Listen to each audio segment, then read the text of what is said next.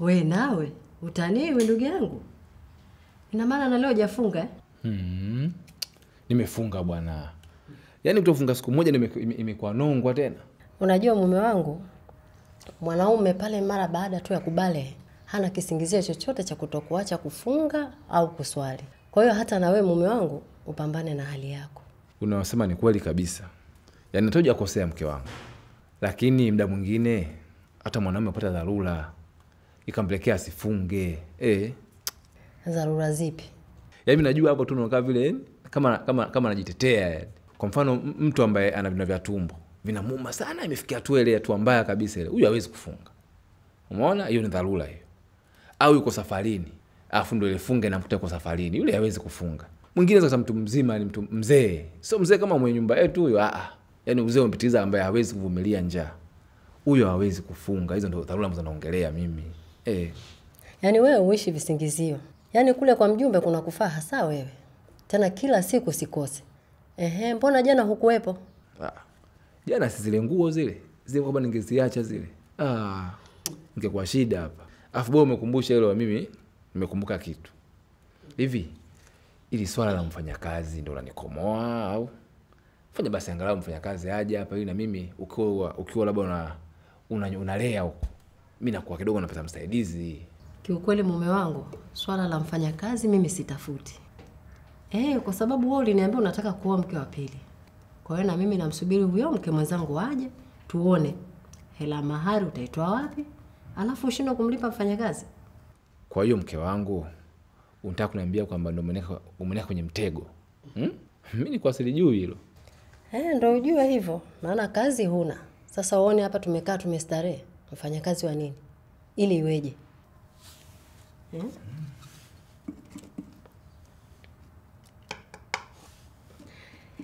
Mume wangu, hivi ni kweli ukiangalia chakula hivi unatamani?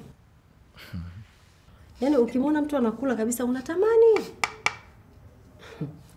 Haya, mimi nimekusamehe.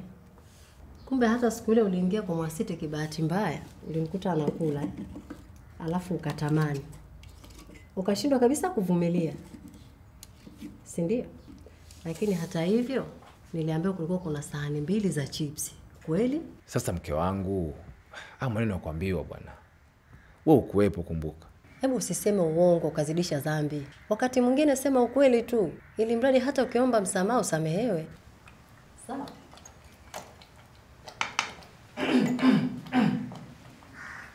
Asalamu alaykum. Mbona mwitiki salamu wa Mwenyezi Mungu? Utapata dhambi nyinyi. Haya. Nimeleta futari jamani. Wala sina jipya. Na mimi pia nataka kuwa msafi kama nyinyi. Sawa? Lakini leo pia nimepika miogo. Mtaka wapi?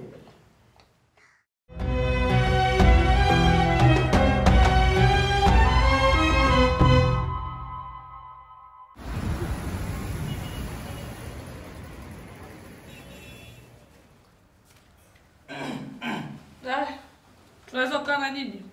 Au mna mambo yenu ya faragha mwazungumza? Faragha. Simkae tu. Nyinyi mna wapi mambo ya faragha kaangalia jikoni? Hasani sasa kimeusubiri unijibu hivyo. Wajibu hivyo wa nini? Kwani lazima usijibu tu vizuri?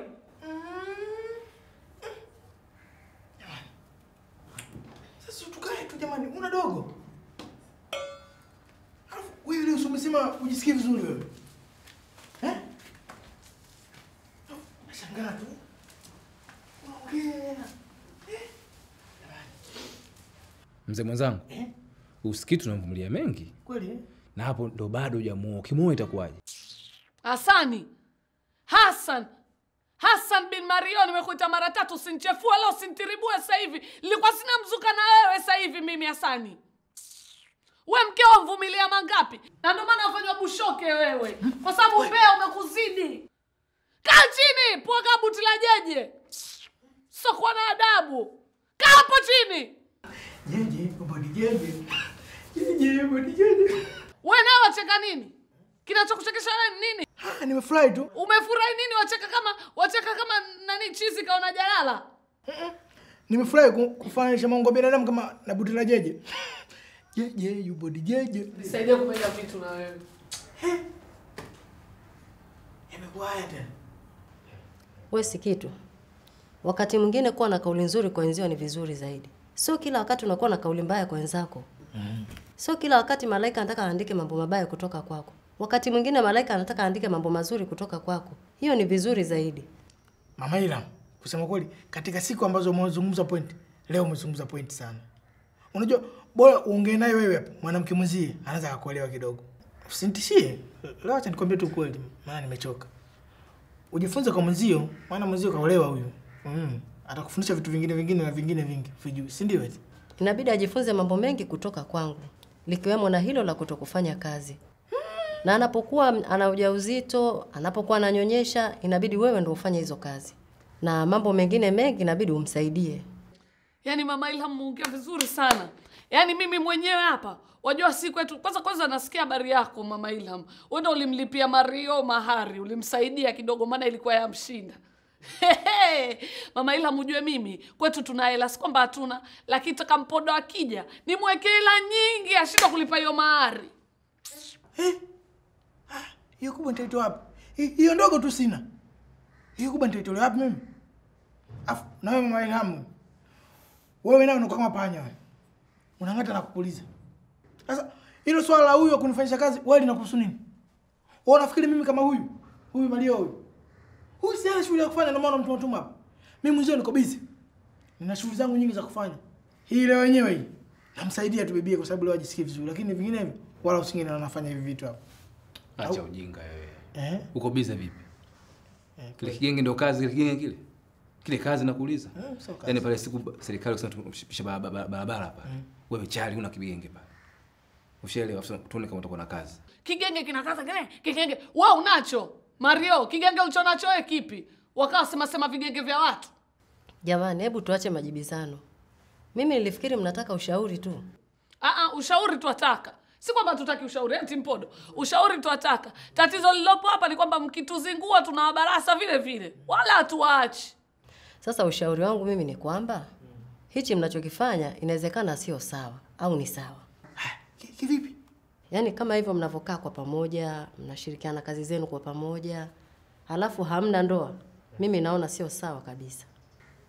Haya makubwa. Sasa Mama Ilham, uko unakolekea hivi mwenzangu sasa huko. Maana tumeshaambiwa jamani, mnapokuwa wachumba inabidi muongee, mkutane lakini mbele za watu. Msikae chumbani. Na mimi ndio maana nikamtoa nje huyu ili tukae pamoja kama hivi tuzungumze. Ndio. Na hata hatupati dhambi. Maana hata wewe leo kwa mfano, unafikiri utafuturu hapa? Waenda futuru huko. Kwa nini sasa? Jamani. Sasa kufuturu pamoja si ndio vizuri kwenye kipindi kama hichi, si ndio? Tena inabidi tufutulishane mzee mwenzangu au sio? Hapo unasemaje? Si ndio? Kufutulisha ni jambo la heri. Unapata kweli sawabu. Kabisa. Lakini sio yenu nyinyi. Nyinyi vimada nyinyi. Nyinyi mta dhambi. Tena dhambi kabisa nyinyi wawili. Hivi jamani, muona sisi wewe Hassan unaona sisi ndo tuna dhambi. Wewe mtu kama Mwansiti yule achomwa wapi yule moto wake? Manake yeye ndo mdangaji kabisa. Afadhali wewe Mario, lakini Mario kwa mkeo. Haya Mwansiti ana kazi ya kudanga asubuhi na usiku. Asubuhi mpaka usiku kila siku adanga. Mimi nawaza huko tunapokwenda huko yes ndio hata chomwa moto aina gani huko. Afu nani stop? Hapo msiki. Nani stop? Anadai asubuhi mchana jioni. Afu yule atakuwa kuni yule. Afu chini. Kwa sababu yule anapata. Haya. Wewe umefika saa ngapi hapa? Umefika saa ngapi? Alafu kwa nini unakuja sehemu kama hii kimya? Sinaongea nawe. Kwa nini unakuja sehemu ya wenzio wamekaa hivi, kwa nini unakuja kimya? Kwa nini usikoe tukajua kama unakuja? Ili tujipange. Afu kuna usemi kabisa umefundishwa kwenye haya. Unaitwa wala tajasus. Wala tajasus. Ongea point mke wangu. Huyu anajua dini vizuri. Haya. Huo usemi huo. Maana yake hiyo wala tajasus. Tusichunguzane. Wewe mbona unatuchunguza? Mbona unatuchunguza? Afu kimya kama vile umetuma na CIA. Kwa nini? Mbona jibu? Hebu tema mate chini wewe mwanaume. Haya, sema. Alafu muogope Mwenyezi Mungu. Na unafiki pia uuache. Kwa taarifa yako nimemsikia yote haraka wale wazungumza. Haya, kunikalia kikao kusema kwamba mimi ndo nina dhambi sana. Mnapata faida gani? Yaani nyie mtachomwa nyie. Mtachomwa. Asalamu alaykum. Wa alaikum salaam wa rahmatullahi wa barakatuh. Kaa karibu. Hawa mafundi hawajafika? Mafundi? Mafundi kusema kweli leo hawajafika kabisa leo. Sijawaona. Hawa mafundi ni wajinga sana unajua. Leo ni siku ya pili hawajafika. Lakini Mungu atawalani kwa uongo wao. Leo nimefurahi sana kukuta wapangaji wangu mmekaa pamoja na hivi ndivyo ninavyotakiwa. Yaani kila siku ingekuwa hivi, mambo yangekuwa mazuri tu. Na wewe Mwansiti, vipi? Mbona umesimama hapo umekaa peke yako afu umenuna? Kwa nini? Nitakuwa na amani vipi humu ndani wakati watu wamejigeuza wao miungu watu? Eti wanasema mimi ndo nina dhambi sana humu ndani kuliko watu wengine wote. Afu eti wamefunga. Kwani mimi nilikuwa nakuongelea wewe shoga yangu, mimi nilikuwa natoa mfano tu. Yaani kama mfano tu, si ndio Podo? Yaani mfano tu, lakini hata nikikusema shosti. Kwani uongo? Uongo eti udangi. Wewe si kitu. Unajua sio vizuri kumhukumu mwenzio Kabisa kwa kweli. Mambo ya kuhukumu ni Mwenyezi Mungu peke yake ndio anayepaswa kuhukumu mwingine. Wewe mzee Bashiru unajifaa kunanga mimi. Wewe umetoka kuhukumu mafundi hapo. Wawananga mafundi hawajaja, Mungu atawalani. Wewe wajua kimewatokea nini mafundi mpaka hajafika? Ulimi tu uliteleza. Lakini haipasi binadamu kumhukumu mwenzie. Kwa hiyo hapa ninachoomba tu mjiandae ili twende kwa mjumbe tukapate mambo ya fatwa. Kwa sababu hapa kila binadamu ana dhambi zake. Haya mzee Bashiru. Naam. Wewe kumbe pia una dhambi? Na sisi tunataka kutuhadithia dhambi zako sasa. Wewe dhambi zangu unataka za nini? Wewe mtoto una matatizo sana wewe. Unataka kujua dhambi zangu, nimekwambia twende kwa mjumbe, tutajua huko huko. Okay, mjiandae tuondoke.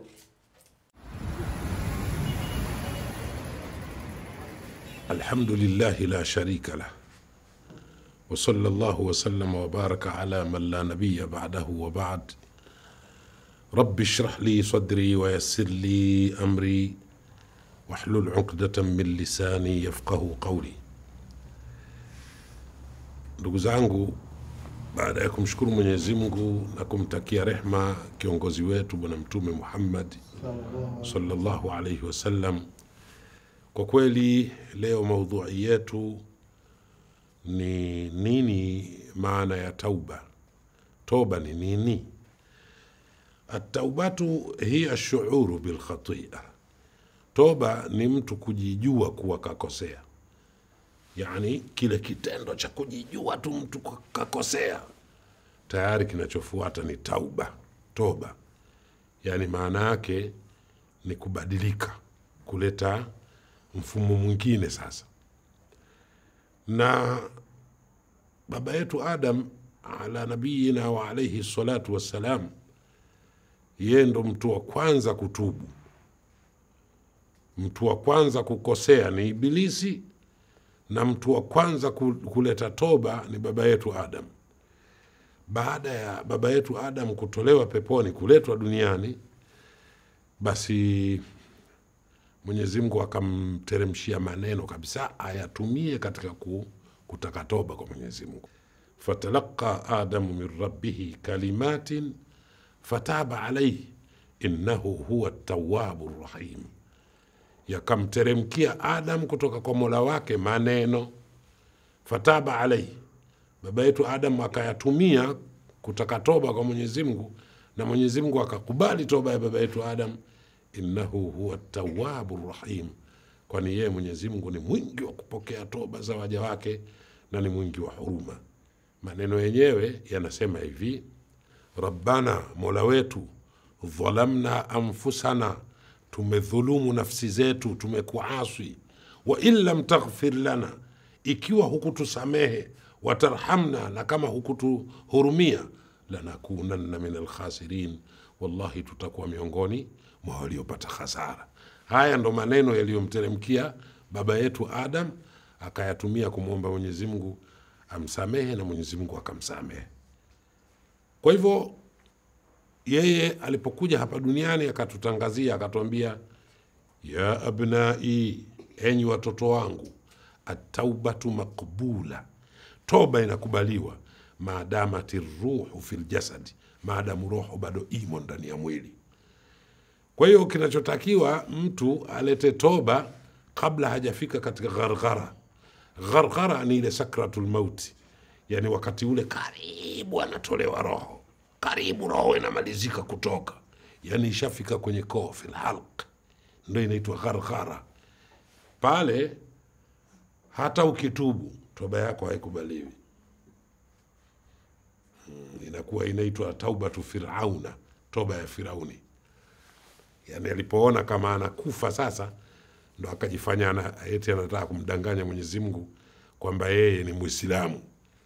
Sayyiduna Jibril akamwambia, al-ana waqad asaita qablu wa kunta min al-mufsidin, hivi sasa tena ndo unajifanya unatubu wakati umemuasi Mwenyezi Mungu miaka na miaka, na wajumbe umeletewa na ukawa miongoni mwa watu waharibifu tu.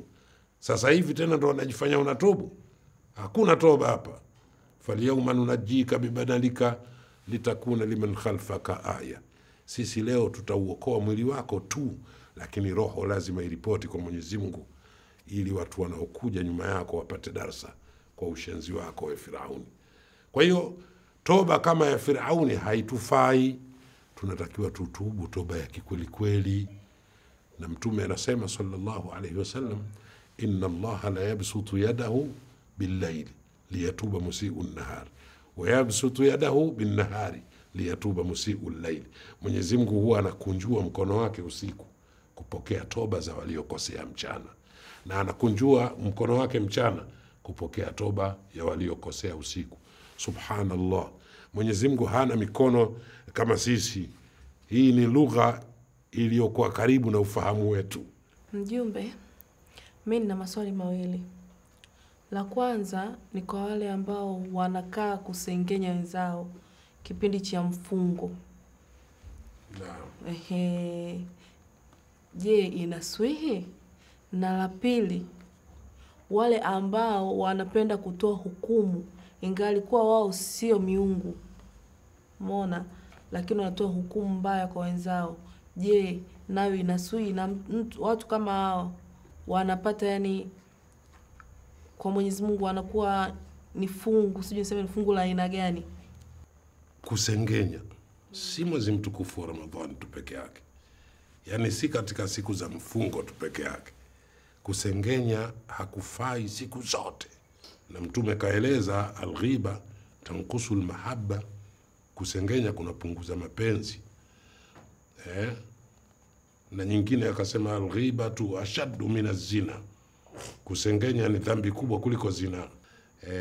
Tujitahidi sana kulinda ulimi, tusisengenye wenzetu, almuradi tupate kuzichunga ibada zetu, yani swala, swaumu na ibada zinginezo. Na kuhusu watu wanaohukumu wenzao, yani kivipi yani? Yani kwa mfano mtu umekosea, si ndio? Mtu anakaa na wenzake anasema na huyu atachomwa, ana dhambi kuliko sisi wote. Ndio. Unajuaje kwamba yeye ana dhambi nyingi kuliko wewe? Kwani umefanyaje mpaka wanasema hivyo? Kadanga. Wakati na yeye anayesema kadanga na kawa na mume bila ndoa. Na nakula wote iftari. Kwa hiyo sala hapa tunalolikusudia ni kwamba huyu amedanga, katika lugha za kisasa, sio? Amedanga. Kwa hiyo kudanga kwake ndo wanamkatishia tamaa, wanamkatisha tamaa na rehema za Mwenyezi Mungu, si ndio? Ndio. Hayo ni makosa, wanaweza kuharibu ibada zao. Nani huyo? Hao wanaomsengenya huyo. Nye, mmesikia? Nani? Na wewe ulikuwa. Wewe mmoja wao. Kweli eh?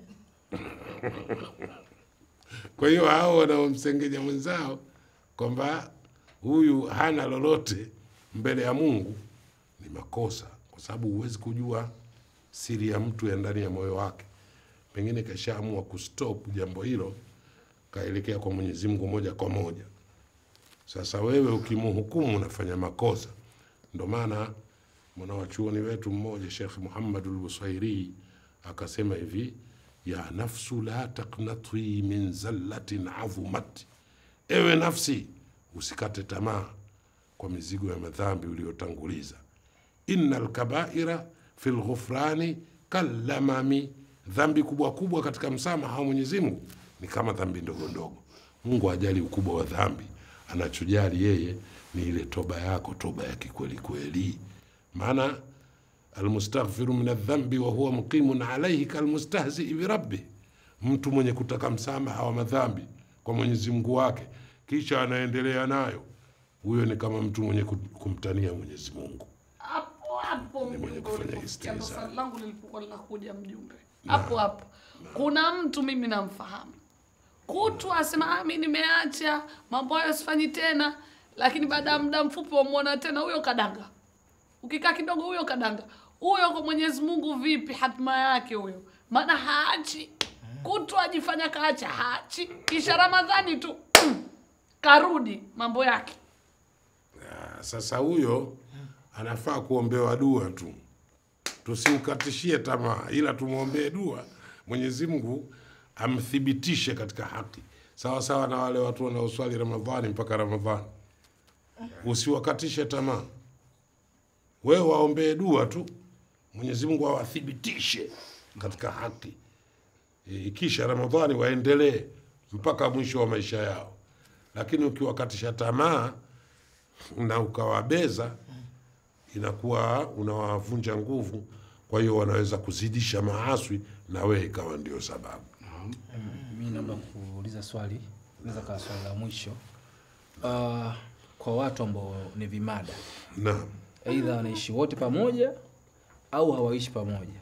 Naam. Ila kimada mmoja kuleta iftari kwa mwenzie ili apike, au kuja pale akaleta wakapika wakala. Ili swala limekaaje?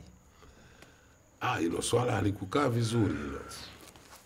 Hilo swala halikukaa vizuri. Manake ndio kama tunavyosema, itakuwa ni amrun mubham, yani jambo lenye kutatanisha. Utawatia mashaka watu, utawatia madhambi, wataanza kusema hawafungi chochote. Kwanza wewe kisheria uruhusiwi wewe uwe na faragha na mwanamke ambaye si halali yako, yani si haramu yako.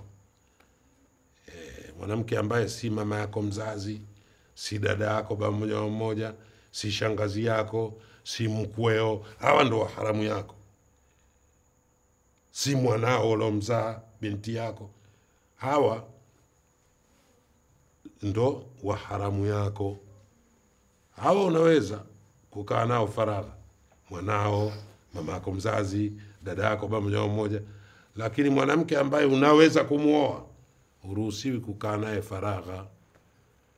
Achilia mbali chakula, kukaa naye faragha uruhusiwi. Yani wewe na yeye tumekaa sehemu mnanong'ona, uruhusiwi. Maana anasema la yakhluwanna ahadukum bimra'atin ajnabiyatin illa kana ash-shaytanu thalithuhuma. Hawezi kukaa faragha mtu mmoja wenu na mwanamke ambaye anaweza kumuoa, isipokuwa shetani atakuwa watatu wao. Yani wao wawili, shetani watatu wao. Kwa hiyo toba laha arkanun wa shurut. Toba pia ina nguzo zake na shuruti zake. Kuna sharti za toba na nguzo za toba. Ukiifanya tauba kwa shuruti zake na nguzo zake, Mwenyezi Mungu anakukubalia toba yako.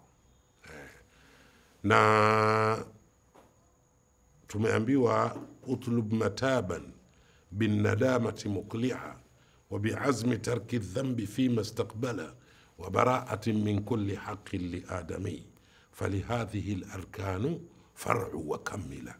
Ile toba yenyewe kwanza unatakiwa uitafute kwa vitu vitatu, na hizo ndizo nguzo zenyewe za toba. Kwanza, antaklia, ujitoe katika makosa, yani ustopishe madhambi, usifanye tena. Wa antandama, na ujute, kwa nini nilikuwa namkosea Mola wangu. Mwisho, wa an yakuna laka azman akidan ila alla tarji'a ilaiha abada, na utie nia madhubuti kuwa hutorudia tena mpaka siku unaingizwa kaburini mwako. Hizi ndizo nguzo za toba.